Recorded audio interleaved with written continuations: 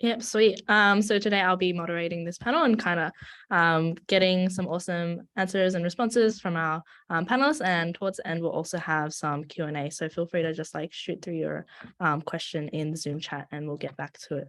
It's towards the end.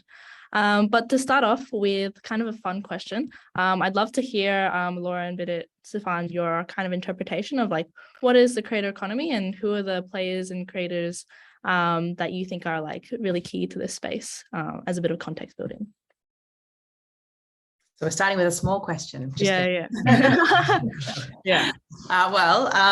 Maybe I'll just jump in with my answer because I'm the first to make jokes.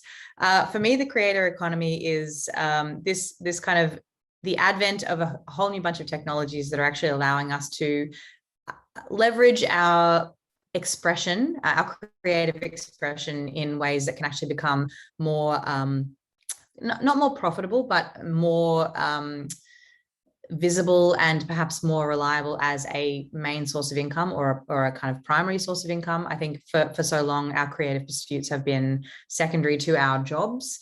And what I think the creator economy has done has given agency to a whole bunch of people whose kind of creativity and the kind of free thought that they have has become something that they can actually lean on to make an income that might actually be quite valuable and mean that they don't have to take other work. So that's for me what's exciting about the creator economy anyway. Yeah, I think to build on that independence and freedom, like I think being able to do it from your bedroom or sit in Australia and have an audience in the US, I think is something really unique. Like it's almost empowering where anyone can do that. I think secondly, I was doing some research. There's been a conference called VidCon in the US, which is a big creator conference. And they were talking recently about how they define creators. And one of the things they said is creators have increasingly become trend followers rather than trend setters. And I think that's a really interesting concept because if you look at like the world we live in with TikTok, I think a lot of creators seek virality. And I think often virality is not something that you can sustain because the newfound audience that comes in through that viral content expects that every time. So I think, and I know we'll talk about it soon, but consistent growth and doing it for the right reasons, I think is something I've learned the hard way. I think it can be easy early on to get those likes and get recognized by friends and family, but that is hard to sustain. And I'm sure Stefan would say that as well with his newsletter. I think starting off and building a really strong audience that likes what you do because you do it for the right reasons is important. But I think, yeah, broadly to Lauren's point, the creator economy is allowed for people like us, people like me. I mean, I didn't ever think I'd be doing a podcast full time, but to be able to build a business out of it and just talk to people and learn things. So, yeah. Yeah, that's interesting what you said about being about followers, because I think a lot of people think of the creator economy as creating original content, but you're right. It actually surprises me how many YouTube channels are out there and Instagram influencers that are actually just recycling other people's material, but maybe adding their own curation or their own spin, their own commentary, but it's not necessarily the original content that is what the draw is. That is definitely interesting. I think, I don't know. I mean, I guess my definition of creator economy would be, you know, whether you're recycling content or in curating content or creating your own content, it's just anyone who puts themselves out there, you know, and gets paid. You got to get paid. Otherwise it's not an economy. It's just a hobby. That's true. Yeah, for sure. So I'm really curious because I know Vidit, you have your podcast and Stefan, your newsletter. And I know Lauren, you also post a lot on Twitter. So I'm kind of curious to get your guys' takes in terms of what was your experience starting your respective podcast, newsletter, or like media platform? How did you go about that initially, and kind of how has it evolved over time as you've like continued on this creator journey? Yeah, I'm happy to share mine. I think Lauren's view would be interesting because she has like a balcony view of everyone, how they do it, whereas I can only speak for myself. So with my story, I think it's worth giving some context. So in 2020, I was employee 5, I think, at an early stage startup. And when COVID hit, I was made redundant. And as we all know, the world sort of stopped. And I didn't really know what I was going to do. And I think there's a lot of uncertainty, but I always enjoyed talking to people and learning from people. So I felt, why don't I start a podcast? Because back to creator thing, it's relatively easy. You can do it in your bedroom. There's not a whole lot of costs involved. and you can talk to people and you can do it, and it's mine. So no one could call me and say, hey, we're struggling financially, so we need to lay you off. And I think that was a big kind of why, is that I can build it out and I can challenge myself. Secondly, I think I didn't overwhelm myself with numbers and goals and stats. It was really just exploring my curiosity and asking questions and speaking to people. And I think that's what, like, I listen to a lot of popular podcasters like Tim Ferriss and others, and that's what they talk about, is that their success came down to following their curiosity and doing it because they enjoy it, not doing it for an external validation. So I think that was definitely true for me, and it still is. Like, there's days where it's really bad and no one listens to it and you don't get any engagement, but I do it because I enjoy it. In terms of how I started it, so I reached out to, I think, 5 people I knew, like friends and sort of work colleagues in a few different industries, and all of them said, yes, we'll come on. And that was really useful, I think, to get the ball rolling, is to have those people, to start with people you already know. So if anyone on the call here is wanting to start a podcast or a newsletter or a online events or a community, start with people you know, because that's a lot easier. And because they know you, they probably will say yes, because there's a lower barrier to sort of failure. And then just ask them for feedback as well. I think that's the other thing, is if you get a big audience very quickly, you can't get feedback because you don't know the people. You see numbers in a screen. Was having a small audience, like early on, I had 50, 100, 150 people listen to the podcast for the first 15, 20 episodes. And that was actually good in a way, because they'd give me feedback about how I talk, how I ask questions, my tone, the frequency of content. So keeping it simple early on it sounds unsexy, but I think it's really important, and that consistency. And the other one was, for me, was do it for 6 months. I was very clear that I want to do it for 6 months, like not do it for 4 episodes and stop. I think there's a big graveyard of podcasts that start and do 5 episodes and then they go, it's too much work, we're not going to continue doing it. But do it for 6 months and challenge myself was the other one. And then the last one was connecting work and life. So I think that's the other thing I saw in podcasts, was there's a lot of podcasts that either focus on work, back then, at least it was 2 years ago, or life. So I said, how can I combine both? Because if we look at us as humans, we connect with people for who they are first, and then their jobs and their stories. And I think I read a stat the other day that 90% of who we are is formed in the first 10 years of our life. That got me really excited, is that how do people that achieve success in any facet of life, what was their childhood like? So the first 20 minutes of every episode is about their sunrise, their childhood. So those were some of the reasons, but as you can tell, there was no grand master plan. It was very much ad hoc, and it sort of happened. I'm still figuring it out, so I'm definitely not an expert in any stretch. I started writing the Alternative Assets newsletter in 2020 as well. I get the feeling 2020 birthed a lot of creator economy, newsletters, podcasts. Nothing better to do on the weekends for 4 straight months living in Melbourne, except, create something, be productive with my time and create something great. And so I started writing about what I knew. And I think that's what a lot of people are kind of curious about, like, where do I get started? Just write what you know, write what you love, write what you are, interested in. At the time, I was working as the head of product at Flippa in Melbourne. And so I was immersed in the world of digital assets, website sales, micro SaaS, micro private equity, and that kind of stuff. And I started writing about that. That kind of quickly turned into a newsletter that started expanding into other alternative investments, right? And then it just kind of ballooned from there. But I think the thing that I would say is I was also 100% committed, right? Like, I knew the lockdown was going to be long. No one really knew how long it was going to be, but you just knew it was going to be a long, long time, at least in Melbourne. And something like 99% of blogs don't last a year, right? People give up far before that. I didn't have a set date. I didn't say I want to do this for at least 6 months or anything like that. I just knew, like, the world isn't going anywhere. Like, let's stay committed to this and really pump that content out every single week as long as I can. Haven't stopped since, that was, 2.5 years ago. And I also like what you said about asking for feedback from the early readers. Like, it is really tough when you're sending your first newsletters, and it's like, I think my first one went to like 70 people. Like, wow, it's like, it's tough. You're putting so much effort to speak to what at the beginning is a pretty small audience, but man, that getting that feedback is just so great when people, when you ask for it and they give it to you, it's fantastic. And even to this day, at the bottom of almost every single newsletter I write, I say, like, reply with feedback. We love hearing from readers, and it hasn't stopped even to this day. So yeah, that's kind of my story in a nutshell.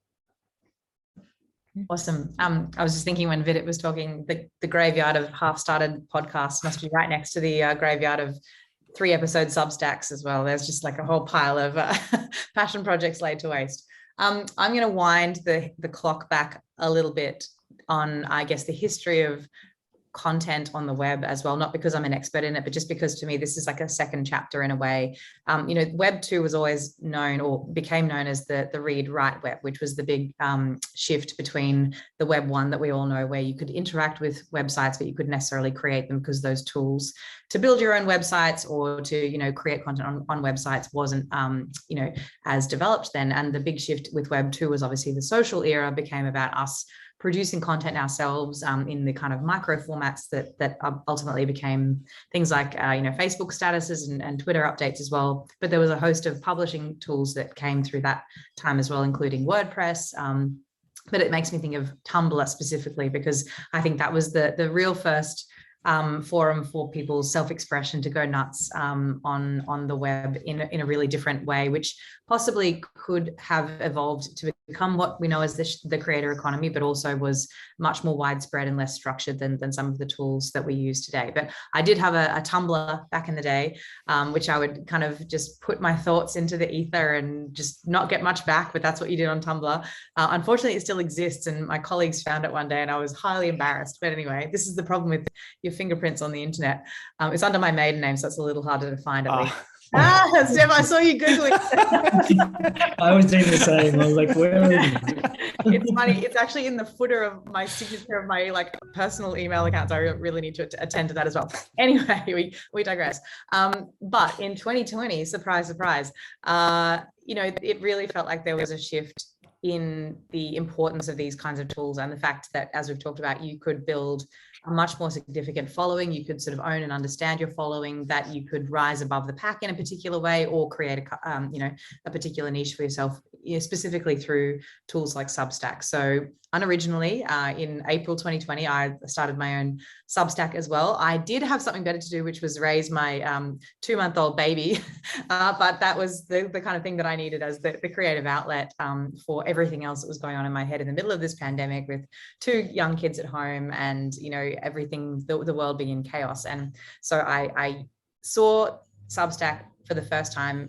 Obviously I had Medium accounts in the past as well, but Substack as a forum, as this kind of semi-closed newsletter, gave such a different feeling to the idea of writing for an audience that you actually had a little bit more visibility on.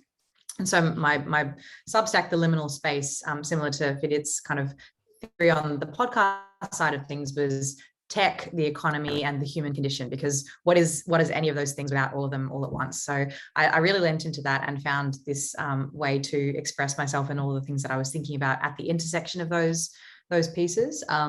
It certainly has been difficult for me to keep up with the cadence of that. And also what I found is that now I just want to write about Web3. So I actually stopped writing on liminal space, because I didn't want to hijack my own audience for something that they didn't necessarily sign up for. I think they were up for the musings of a new mum, not somebody who's a full-time degen. So looking for different forums now as well. But the real question that you were going to ask, and that you did ask at the beginning, was more on the media fellowship side of things. And the thing that I thought about when you said that was, like those that don't do teach. And I think this is a perfect example of somebody who's like, I can see the opportunity, I can see how incredible this next wave is. But for me, the role is to almost convene and bring people together to work on their own craft, to find each other and to help themselves nail their own goals. So we pulled together a program that lasted 11 weeks. We're just wrapping up this week. It was just supposed to be 8, but there was too much enthusiasm to keep going. We had the wonderful Stefan talk in the first few weeks, really just about what this opportunity is for content creation, this next wave of media businesses that I think we'll start to see. And that's been, a pretty incredible experience for 46 people through the StartMate Media Fellowship to now. Mm-hmm. Sweet. And also on your point, Laura, and I think you have a lot of interesting thoughts on the intersection of like Web3 and the creator economy, which we will get to in a sec. Yeah.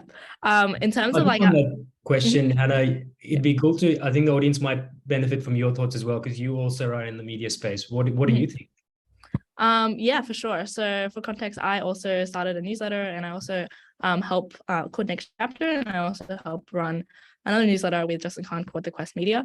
And in terms of like my experience starting a podcast, or not a podcast, a newsletter, similar to, I guess, Vidit and Stefan, I think starting off and putting it out in the world was like very kind of daunting, because it's like you're essentially putting what is your own writing, your own thoughts, whether that's curation or your literal like own creation of words and all that sort of stuff. So I found it quite intimidating to begin with, but it was really just like my mentality going into it was like, how can I kind of serve other people with the content and ideas and knowledge that I have, even if they're not like 100% original. Like I think with content you find that that's not necessarily the case, and it can just be like a curation of interesting ideas you find, because most of the time a lot of other people haven't come across those same ideas as well, or the same articulation of ideas. So that's kind of how I set the scene in terms of creating content and making the bar feel really low for what I was putting out. And yeah, I think also with content, it's really just like a consistency piece. Like you won't see like huge amounts of growth initially. It is really just like how you can keep creating content, and then over time maybe see like outsized spikes in content based on doing something differently or unique that stands out to people, and people just follow along afterwards. So that's like my kind of brain dump of thoughts. But I'm really keen to kind of also dive into, because there is so much content out there with people starting new Substacks, podcasts, all these sorts of things, especially during the COVID pandemic. How have you guys thought about standing out against these like other kind of podcasters and newsletters and content creators, or like thought about building your own distribution strategy for the content that you've created? I don't see other content creators that are similar to us as competitors. I see everyone as a potential partner. And this kind of attitude has been with us since the very beginning. We operate and we write in an industry that there's a big knowledge gap between what people are looking for and what's actually out there in terms of quality content. So when I find other folks that are putting out what I think is quality content, I'd rather partner with them. So we do a lot of swaps, like a lot of newsletter shout outs. That's a great way to increase distribution, especially when you're first starting out, right? And it doesn't really make sense to charge someone, $7 for an ad. It's like, let's just do a shout out swap. I just kind of the way I see the world, I guess. And even, to take it a step further, the company we're building is very much we're not combative to all of the other platforms and players in the space. We're actually a tide lifter, tide lifting kind of company. We want everyone to succeed. I saw someone put WAGMI in there. Thank you. That's great. That's totally like our attitude as well. So yeah, I mean, I don't see these as competitors. I see everyone as a potential partner. Yeah, I think I agree with that. But I think the part candidly that I struggle with is you see someone doing something cool, and the struggle I have is, should I be doing that as well? And that's the constant to our point about freedom and everything's available online because it's building in public and releasing in public. That's probably the part, is like staying in your lane and seeing someone else and being happy for them and going, okay, I don't need to do that. Like that's for them. But I think to your initial question, Hannah, I don't actually know if there's a clear playbook to it. At least I don't have a playbook for it. I think it's happiness is one. I think like particularly as a podcaster, like it's very intimate. Like people are listening to you in their kitchen, they're listening to you on their run, listening to you when they're going to work. You're kind of their companion, is the way I think of it. And do they, when they listen to your voice, do they feel happy, or do they go, oh, I'm listening to Vidit again, or do they go, oh no, another time he's talking to us again? So that can be a big responsibility. And early on it was, but now it's like, oh great, they're hearing my voice. And I've had a few random ones recently where I got to an event and someone's like, oh, I recognize your voice. Who are you again? I'm like, oh, I did the podcast. They're like, yeah, we've heard your voice, but we don't know who you are. And that's scary sometimes. But I think that happiness element is really important. Like whether it's newsletter, podcast, community, do people feel happy engaging in that? Because I'm always aware that people choose to do it, particularly in the world we live in today, where everyone is so busy. Like even getting people to click play for 5 seconds is huge. Like, because people can stop. There's to your point, Hannah, about competition. There's so much choice. So if someone's listening to me, even for 5 seconds, that's a huge opportunity. So how can I keep them happy and make them stay? Because I've learned the hard way. Like I think guests and content are important, but the consistency is the host or the writer. I'm sure it'd be the same, Stefan, for newsletters as well. Is that's the consistency. So people are buying into what I do and how I do it. So that, and I think the other one is consistency. Consistency is actually an underrated separator. I think consistency in the long run does separate you. It might take 2 years or it might take 3 years, but it does separate you, I think. And putting in the work is something that's important, and not expecting, like I didn't see results straight away. I think it took, even now I'm still figuring it out, but consistency is what allowed for it. And it's like, I forget what the metaphor is, but it's kind of like the first year is harder, but then the second and third years are shorter. Like it compounds and you can actually shorten them and you get faster growth. It's like followers as well. Like the first year trying to get 1,000 followers is really hard. But then once you get 1,000 followers, getting 2,000, 3,000, Yeah. 4,000 becomes not easier, but it becomes faster because the audience trusts you and they refer you to their friends, or people just see it and go, oh, he's been doing it for 2 years, so this must be decent, and they jump on the bandwagon. So I think some of those simple things, like I'm sure some people here are looking for like an answer that is like a headline answer, but I don't have a headline answer. I think it's doing those simple things right. But if there's one summary takeaway is happiness. I think, do people feel happy reading your stuff or listening to it or attending your events? If they don't, they will go somewhere else. So I think that's the way I look at it. Yeah. I take a little bit of a different view in the fact that I am not doing this for, I guess I'm not really part of the creator economy with my own blogging. It's purely for my benefit. So as long as I'm happy when I write something and when I release it, but maybe also a point on the audience side of things, there are different ways to think about it as well, because volume is really important in certain contexts. But for me, when I think about my writing, I guess I'm trying to write things that I don't think are being said as often. Like there's a lot of things like the hustle culture and the like productivity hacks and all this kind of content that exists in the startup ecosystem that I think it's really good to differentiate with a more distinct point of view on those things. And I guess I look at who's signing up as opposed to how many people are signing up to see if I'm striking the right chord as well. So that's something worth, if you're only doing for yourself, there's nothing wrong with that. And if you're proud of what you're producing, that's also really, really beneficial to think about as well. I might actually just quickly add on that something that I read. Tim Ferriss, who people among the call might have heard of, he's a famous podcaster out of the US and a really genuine podcaster. He talked about something that I have on my screen here, is that make it interesting for yourself. If it's interesting for you, it'll be interesting for other people, and that can't be faked. And I think to Lauren's point, that's really important. Now, that doesn't always scale, but I think having that as a barometer can help you scale. It might be the thing that allows you to do something else that becomes your monetized. I guess you've got to think about what your platform is for. Is it first just to establish a level of credibility for yourself and then become a launch pad for something else? I think there's also a challenge of intertwining your own personal identity with something that you want to monetize as well. And we talked a lot about that through the Media Fellowship. How do you kind of create separation between your own personal thoughts and creative space and the thing that you want to monetize? But I love that point from Vidit. And for me, each post that I write about, I'm looking for those one or two interesting things that come off the back of it. Like one of them was about my book club, and actually one of our student fellows, who I think is on this call, actually then launched a book club with a similar framing, off the back of that, which I thought was one of the coolest things to happen about me writing about my book club, for example. Small wins. Yeah. I think also, to quote another Tim Ferriss quote, I think he likes to say that all the content he creates is like to scratch his own itch, which is another thing that I highly recommend, because it's like that's the only way that you're going to continue pursuing with consistency if you enjoy what you're creating.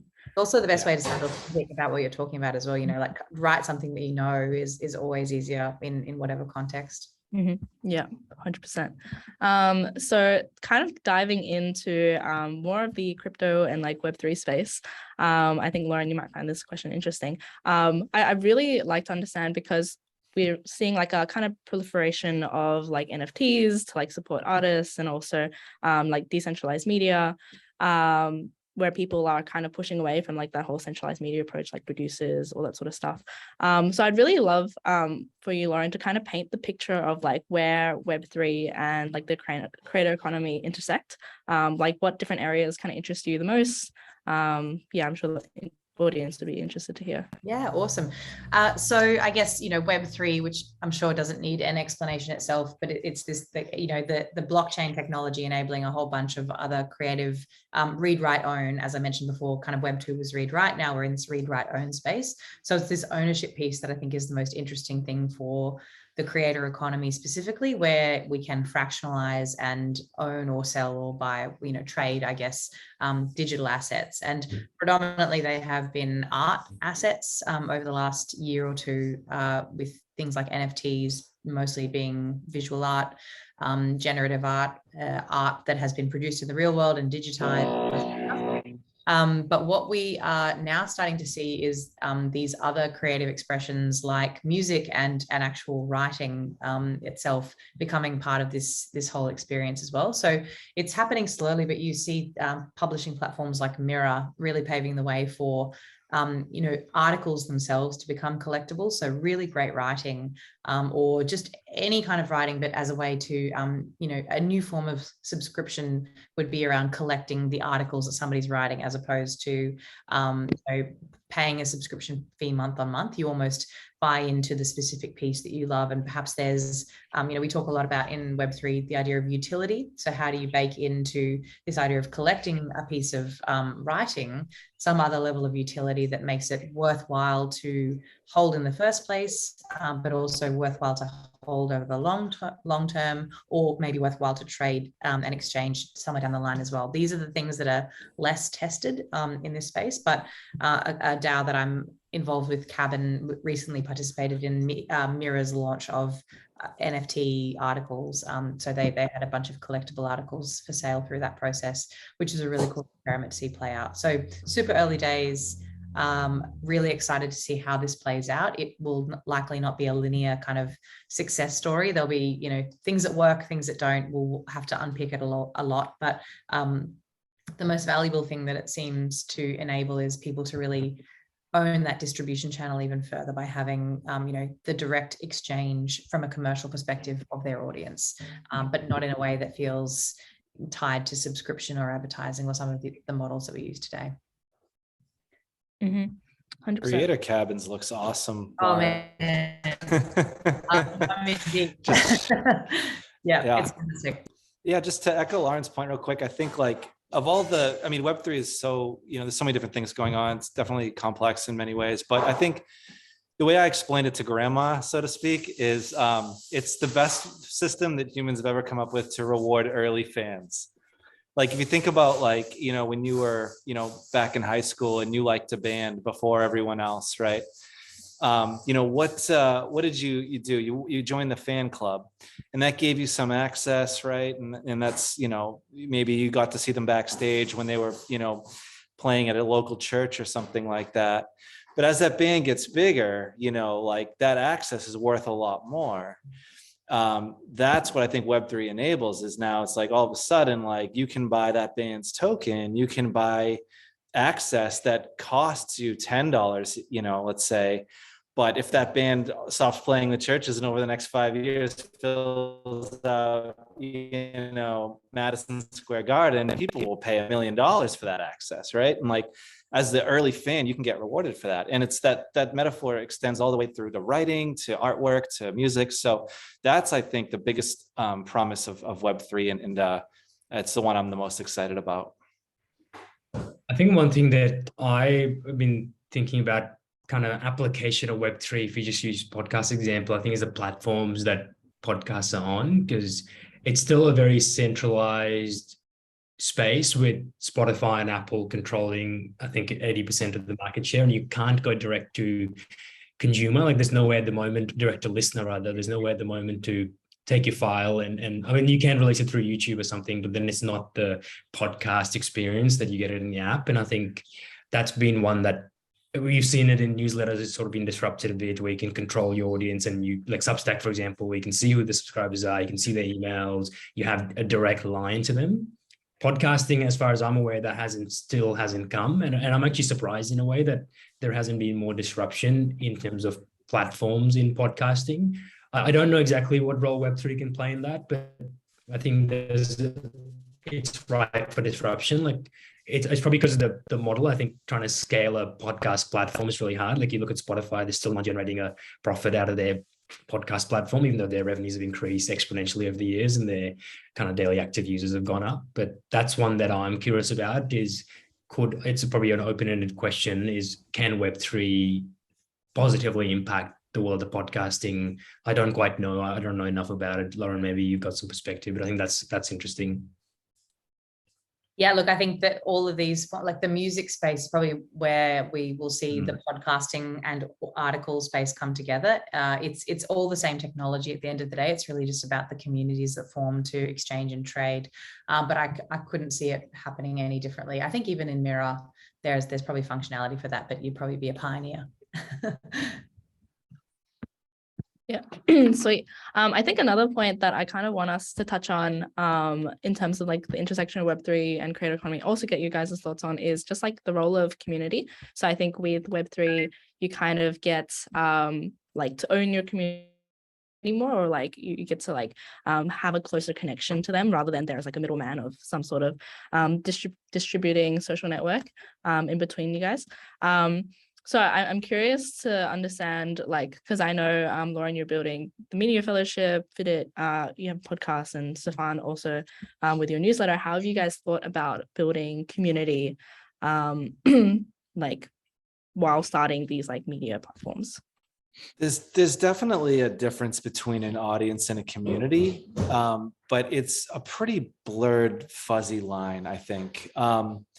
I think a community is just an engaged audience with a vehicle of some sort to continue that engagement. I mean, if you send a newsletter to 10,000 people and you ask them to write back and 17 do, that's great, but that's not a community because none of those people know each other and get to bounce ideas off each other. And so a big part of what we're still doing and what we tried to do when we first started was to facilitate discussion. And we first started on Facebook and it was an absolute disaster. I wouldn't recommend it. I don't know what we were thinking. It was a dumb idea. We quickly moved to Discord. We're pretty happy with Discord overall. There's some pros and cons to Discord, but the point is the vehicle isn't terribly important. It's just facilitating that discussion. That's really important. And I think, who does a great job of this. I don't know if you guys know Drew Riley from trends.vc. Different from trends.co. But Drew's done an awesome job community building, in my opinion. And if you go into his, like, if you're a paid member and you go into his community, it's like, I think it's all built on like Circle, but he basically just engages like crazy. He has everyone do like a daily stand-up of like what they're working on. It's like a great way to motivate people. And I meant to copy that one we haven't done anything like that yet. What are you investing in today? Maybe we should get on that. But I mean, he does it every single day. Talk about consistency, right? He's consistent every single day. He's got out there. He's responding to every single person's, comments and everything. And so just like, it's just an extension of the audience, but it really takes a big effort to really turn it into a community.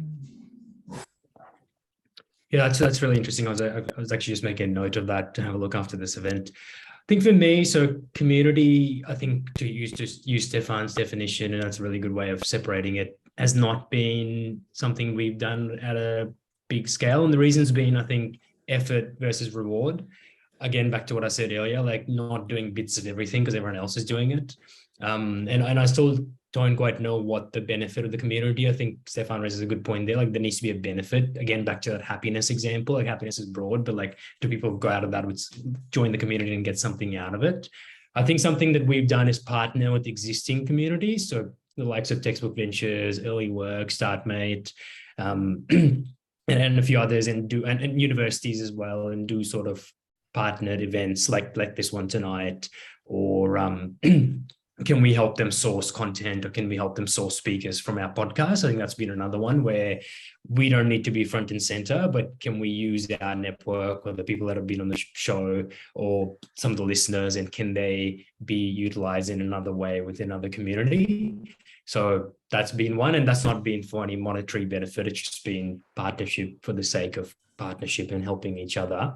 It is something that I am thinking about increasingly. I think particularly the platform, like Stefan used the example of Facebook. I think even a platform like Slack is using certain communities that are on there to build. My question with that is like, how do you monetize it? Back to Lauren's point of creator economy is economic at the end of the day. And that's, I think, still one that's in the US, you've seen examples with Circle and a few other platforms do it really well. But in Australia, I think Next Chapter do a little bit of that, Hannah, and you've got a paid community.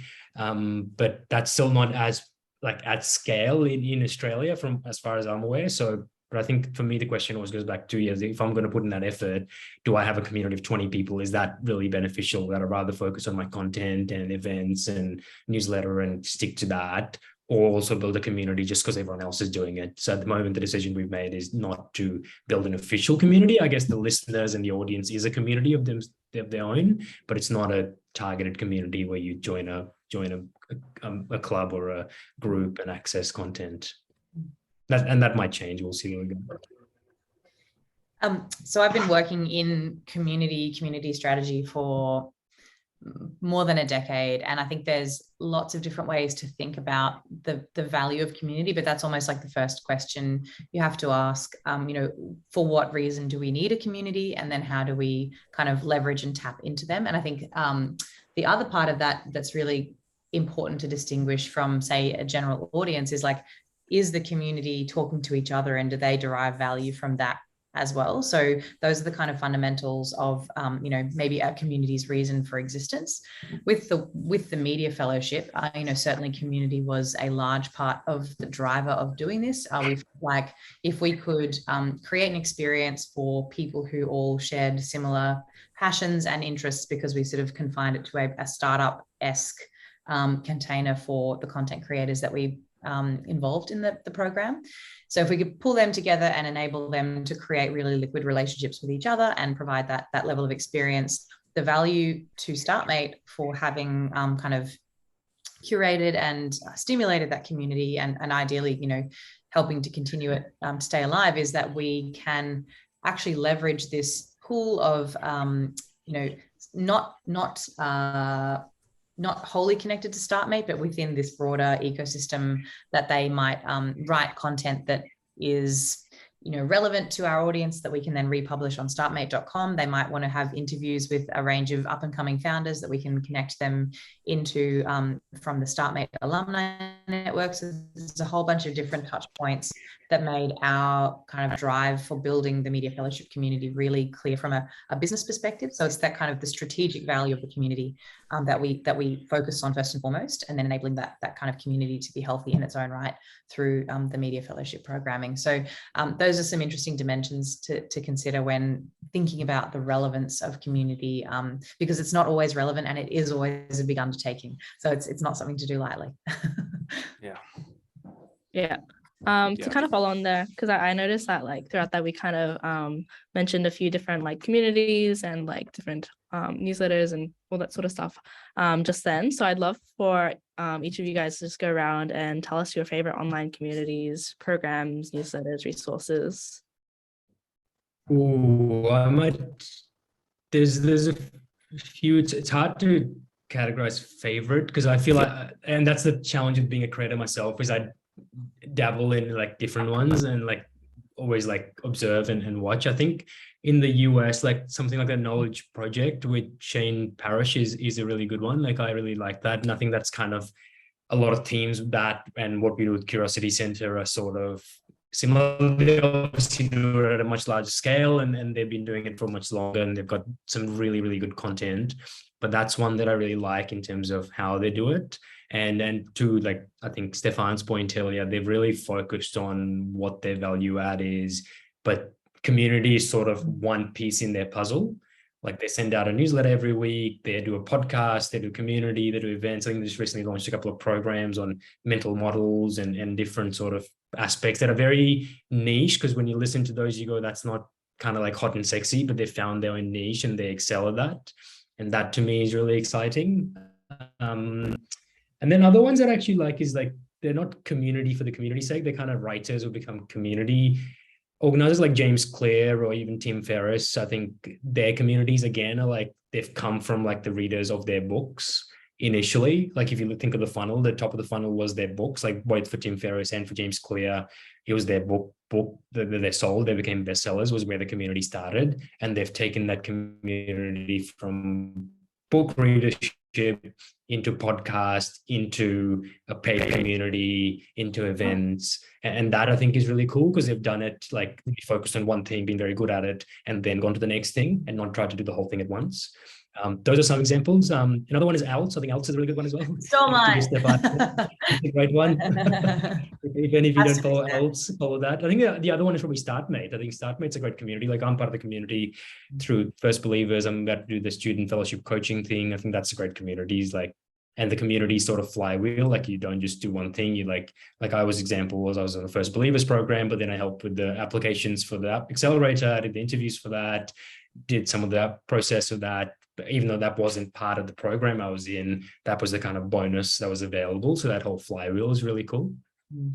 Yeah, I think it's when you think about the communities that you are desperate to be in the inner circle of, that's usually a sign that they're doing something right. And for me, it's the cabin, which I've already talked about, Cabin DAO.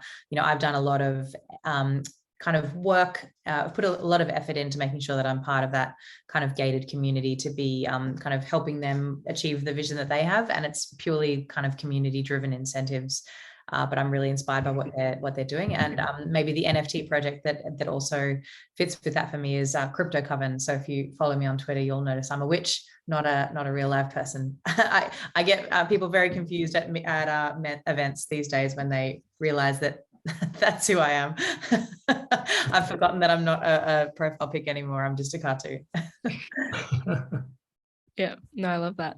And I think to kind of finish off before we go into audience questions, I'd really love, even though we kind of heard it here and there, for you guys to give some advice to budding creators who are looking to find their niche or starting out.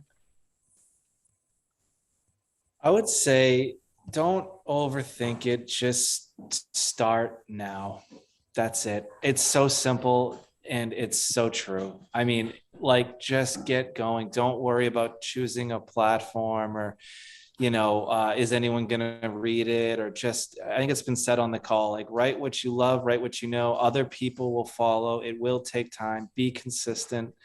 But just don't worry about anything. You just get started. Everything else will fall into place, but you got to just start doing it and stick to it.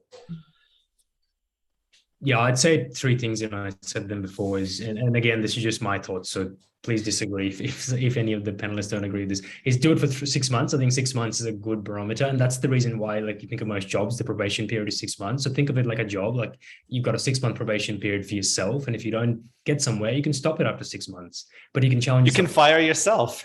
Yeah, you can fire yourself and go and do something else. So think of that like your own probation period for happiness or for whatever metric you have. So 6 months. I think to Stefan's point, focus on laying one brick at a time. Like, don't focus on building the wall, just lay the brick every day, and then the bricks eventually build up. And third one, I think someone told me a while back, was a lot of people say focus on your passion. I think I say focus on what you're curious about. Like, what do you do in the evenings? What do you do on the weekends? What do you ask your friends? Are you, like, if you're curious about sport or you're curious about fashion or whatever, start a community there or start a newsletter there. It doesn't have to be something that's very big and outlandish. It could be something very niche, but you could be the best at it. So those are probably the three suggestions I'd make.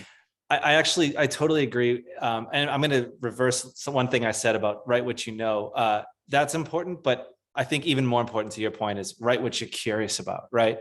Like, I just, think when I started out, I definitely wrote about what I knew, and then that quickly blended into what I'm curious about, right? And now there's issues I do where I know nothing about the topic going in. I mean, obviously it's related to alternative investing, but I don't know a whole lot about that specific area, and I'm curious about it. That curiosity never goes away. So I do think that's way more important than anything else about writing about what you know. Mm.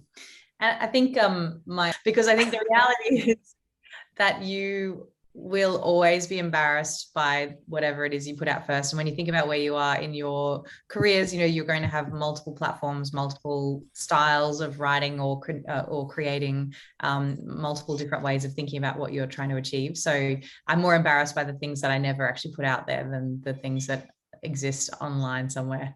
So definitely just have a crack and experiment with your own forums and formats as well. Sweet. I think we'll go right into the audience questions. So I think some people are curious about, yeah, kind of like when you're creating content, like I think there is conflicting advice where people are like, oh, you should always like start with a niche or that sort of stuff, or but like some people might just have like really broad interests. So like how did you guys find your niche? And like, is it even important to find your niche actually? I'll just jump in and say, I generally don't think that people need to overthink it. I do agree with the brick by brick and it becomes a wall. However, I will say there are a plethora of newsletters about productivity. And it's like, I don't know how many more the world can take. I swear to God, like, it's just how, you know, so I wouldn't say like, you know, avoid that, but just be very like deliberate about like not joining into like a very crowded pool. That's my 2 cents on that. I think my answer is what I said before, is like, for me, it literally is even exploring my curiosity. I'm curious about people's journeys in life, their routines, their habits. What do their parents do? Where did they grow up? Why did they decide to study medicine when they were 12 and then leave it, not 12, when they were 18, 20, and then leave it and then go to venture capital or something like that? I'm actually genuinely curious about that. So, and that shows in my questions. And a lot of people have said to me is that the questions I ask are a bit different. And that's not because I try to make them different. It's just because I'm curious about that. And I bring an outsider view. Like I think often when I interview the people I interview, I'm not in that industry. I'm kind of an outsider. And I think that I look at that as an advantage. I think some people can be cautious and go, I don't know enough about that industry. How can I ask that? But actually bringing a fresh set of eyes is actually an advantage, not a disadvantage. But completely agree with, yeah, Stefan's point as well, is that just because if your friends are doing it or someone else is doing it doesn't mean you have to do it as well. And don't have that expectation. I think that's the other thing, back to what I said at the start, like creators has become like being viral and having 1 million followers and being on the news and all that. That I still don't have 1 million followers. I've not ever been viral. I've never been on the news. None of that. I think Lauren's been on the news a few times, but I don't know if Stefan's been on the news either. So it's like still figuring it out. But I think just focus on what you enjoy and focus on something that you can keep doing, because there'll be days where it's the worst thing you want to do. Like I have days where I don't want to do it, but because I enjoy it, I'm like, I'll find that one drop of motivation to do it and then I'll continue. But if I was doing it for someone else, if that validation didn't come to me all the time, I would stop, because I'd go, I'm doing it for the validation. I actually don't do it for the validation. I do it because I really enjoy. I'll sit at midnight on a Friday night and I'll be prepping for an episode, or I'll be listening to something and my friends are like, oh, why haven't you come out for dinner or whatever? I'm like, no, I prefer doing this. So I think do it for your own happiness, not for someone else. Yeah. Yeah, I mean, there's not much to add. I think they've both, Vidit and Stefan, have made great points. But for me, it was just about being consistent with myself and better understanding what it is that I liked and thought about the world, and using writing or curating or whatever it might be as a way to make sense of that. I think you can't go wrong if you do that. And you'll always have something to look back on that you can feel somewhat proud of, because you've evolved from there. They're markers in the ground as to kind of who you were at a point in time and what you wanted to become. And I might just add, I can see in the slide, there's a question about monetization. And I think one of the views in there, like you would have heard, like if people haven't read Kevin Kelly's 1,000 True Fans, that's an article worth reading. It's a very quick couple of minutes article. And he talks about, you don't need, literally what he says, 1,000 true fans. Can you get those fans? And if you charge them $10 a month, that's enough money. Was if you get 1 million followers and only 10 of them pay you, that is actually not beneficial. So conversion, when you get too big an audience, is actually very hard. Maybe Stefan, you can talk to that in terms of your newsletter, because you monetized it really well. Have you found any trends there in terms of conversion from the number of followers to how many are willing to pay for it? It definitely decreases as your audience gets bigger, for sure. Yeah. Yeah. I also think that one thing's for sure that when you have an audience that is larger, there's all sorts of different ways to monetize, right? Like if you can drive actions and clicks and attention, like, that opens up like sponsorship opportunities and all sorts of other stuff. So there's also indirect monetization as well, Mhm. But it brings up real quick, just one more point. It's interesting because we talked a lot about consistency on this in this chat today, and consistency is definitely important when you start out, but distribution becomes important pretty quickly. And I don't know if we talked enough about that. So I have a few quick thoughts on that. I think I don't know when the inflection point happens. At some point, it doesn't actually matter if you're consistent anymore. You do need a distribution strategy. I think swaps are huge, especially with like newsletter, like shout outs and stuff. That's really, really powerful stuff. If you are really looking to get an edge, what you can also do is what I've done in the past is I've actually made micro buyouts of other newsletters. And it's a little bit of a tangent for this chat, but it's definitely something not enough people are talking about. We mentioned earlier, 99% of newsletters and blogs give up after 6 months, right? But they still have their core audience.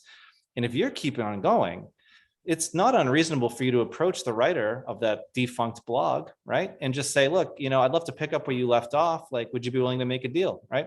So I don't want to get too into the weeds on strategy and that kind of stuff. But the point is, think outside the box on how to distribute and how to grow. And like, because it definitely becomes important after a while. The consistency alone won't cut it. Mm-hmm. And Yeah. then maybe just one last thing on that is I think often these things start off as a side hustle, and there's a motivation for a lot of people to turn that side hustle into a main hustle.